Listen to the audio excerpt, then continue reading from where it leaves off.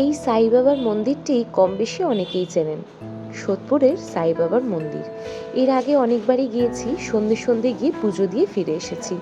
কিন্তু সেদিন একটু দেরি হওয়ায় জানতে পারলাম 7:15 পর আর পুজো নেওয়া হয় না। মনটা একটু খারাপ হয়েছিল ঠিকই, কিন্তু গিয়ে বসলাম।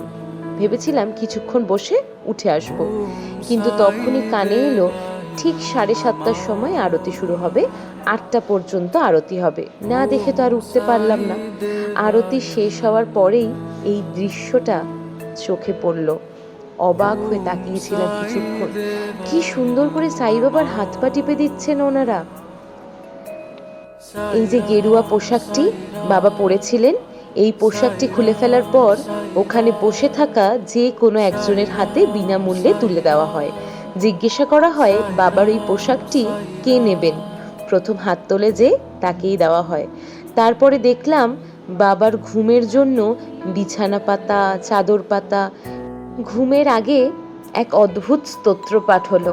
সেটাও কানে শুনলে যেন মনে হয় কি সুন্দর স্তোত্রপাঠ হচ্ছে। সবটাই দেখে যেন মনটা শান্ত হয়ে গেল।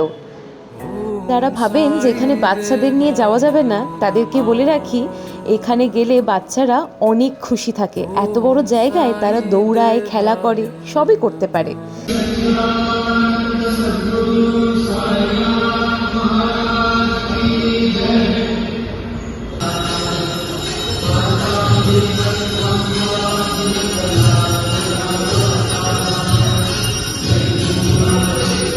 কিন্তু এই অপরূপ দৃশ্য দেখতে হলে আপনাদেরও 7:30টার পরে যেতে হবে।